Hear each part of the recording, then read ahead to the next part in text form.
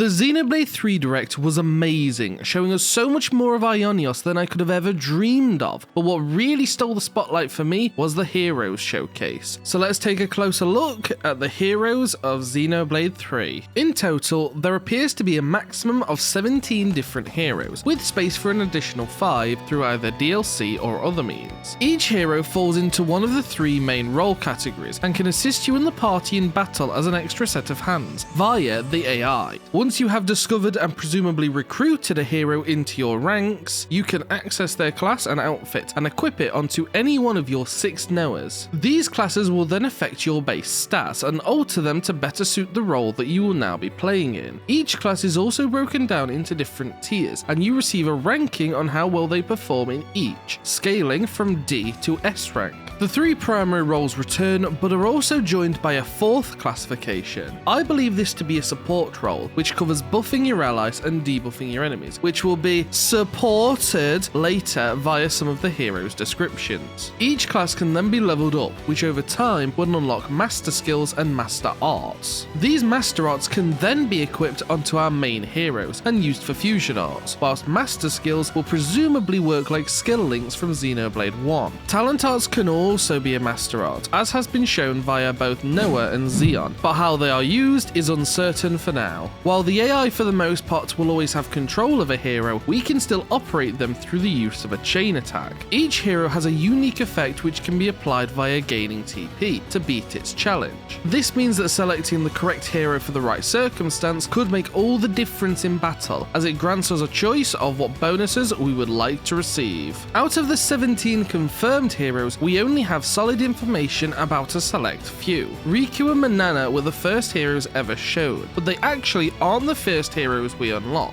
The hero selection screen was shown in chronological order, and they are actually the 5th hero in the menu. This likely means that to start off, they only tag along with the group and decide to participate in battle later. Whilst being an attacker, they appear to specialise in debuffing the enemy, and this is what will allow them to deal big damage. It should also be mentioned that they are categorised as a Kivas hero, meaning that it is the Agnes classes which will be able to take advantage of their master arts. Voldy is next up, and he was shown off the most by far throughout the Direct. His War Medic class will be extremely specialised to healing and supporting his allies, with a wide range of healing effects and buffs. Even his chain attack bonus is focused on keeping you alive, so it's great that he will be one of the first heroes we encounter. Xeon also had his time in the spotlight, even going as far as Noah equipping and using his class. This introduced to us a brand new effect known as Awaken. It is currently unknown as to what its exact effect is, but it's likely something that will increase your abilities either at low health or whilst fighting higher level enemies. The last hero we already knew about was Juniper. Her role in battle will be to deal high amounts of damage from a distance, whilst building up as little aggro as possible. Her master arts may prove very useful on healers, allowing them to deal a whole lot more damage whilst not risking the enemy aggroing onto them instead. The first new hero to be revealed was Ashura, who is a defender. Considering her role as a tank, she appears to still deal a large amount of damage to the enemy. This is presumably how she will maintain aggro, along with protecting the party by firing off spike damage when an ally is hit. A combination of her and Mia working alongside one another could be an effective combo, dishing out large amounts of spike damage to whittle down the enemy. Next up is Fiona, who is the mysterious flag girl that we saw before, and unsurprisingly, she is a healer. According to her description, she will be taking a page out of our favourite Hero Pons book, as she practically becomes the physical embodiment of the art Hero Time. She will grant buffs to the entire party, which will increase their stats greatly. However, the stat raised is random. This could make her a very high risk, high reward character to have on your side, as the effects could be devastating if timed right or cause your demise. Alexandria was shown next, being the entire definition of a glass cannon. Her class has the only visible S tier attacker role, whilst lacking in everything else. Consequently, her role is very offensive based, as she will increase her own damage based on the number of critical hits that she's landed. Whilst we were unable to see her stats, we did catch a glimpse of her chain attack effect, which looks to be very powerful. Finally, the last demonstrated hero was Grey, who adopts the name and playstyle of Full Metal Jaguar from X. His damage scales based on how many successful attacks you are able to string together, similar to the overdrive function. Additionally, he appears to specialize in area of effect attacks, so groups of enemies will be his playground.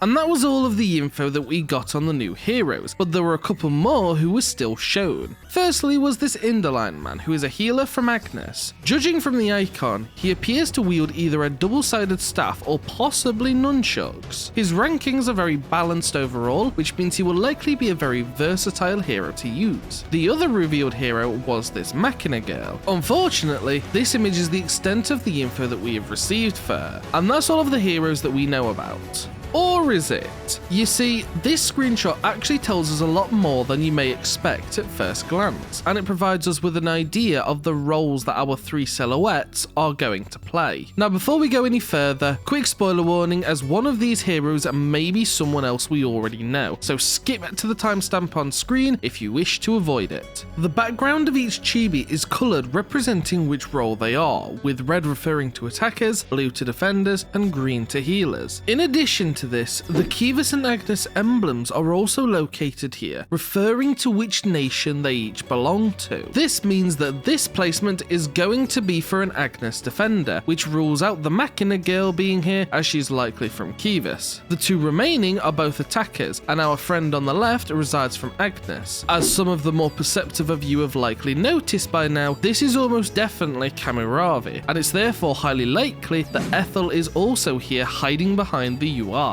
Hey everyone, future JB just quickly interrupting past JB. As of the upload of this video, Nintendo of America did a whoopsie, and on their new updated Xenoblade Chronicles 3 website, updated it all to reveal a certain hero. Now, this might not look any different to you, and these may be heroes that you recognize. However, this has since been changed, so they've realized their whoopsie. I'm going to put an image on screen now of the initial whoopsie that they did, but this basically confirms Ethel. So, yeah. They also mention a little bit more on how to actually acquire heroes through a hero quest, so that's neat. But yeah. So I'm going to pass you back on to past JB now, and hopefully he doesn't make a whoopsie like they did. As for the last figure, they are so large that it is impossible to know which nation they belong to, but judging from the shape, I believe it is this Mechon. This would mean it's probably from Keves, and it appears to be wielding two axes, one in either hand. I think you could have a really unique playstyle, and it's probably the closest any of us are ever going to get to piloting a faced Mechon. And that leaves the censored hero as the only one left worthy of mention. Obviously, it's unclear as to their exact identity, but we can assume that this is one of the first heroes we meet, as they are placed before anyone else. I surmise, however, that they are still missable, as we can see the lock icon where they should be located. Judging from the reddish pixels in the corner, I think it's safe to assume that this character will also be an attacker. The only early game character who would make sense to censor is Van Damme, but I would have expected him to be visible in the other cutscenes due to his story importance. With him out of the running, however, it truly is a mystery, and to be honest, I think that's just perfect for right now, not knowing their true identity. So what are my thoughts on heroes in Xenoblade 3? Whilst it's unfortunate that they aren't directly playable, this is still one big step up from the blade system of Xenoblade 2. Seeing a hero character fight alongside you may just add to the immersion of the game, and I think it will make falling in love with their characters even easier. The sheer diversity of playstyles that could come to light in this game is also insane, thanks to the heroes and their master arts. At this time, I genuinely think that heroes are one of the best new features to be added into Xenoblade 3, if not the best, and I can't wait to meet them all in game. But that's pretty much everything we know about heroes in Xenoblade 3. If you found this video useful and want to stay up to date with the best Xenoblade 3 content on YouTube, click that subscribe button and notification bell so that you can always be notified when I upload. I appreciate you all for watching though, and I hope to catch you in the next one. Peace out, guys.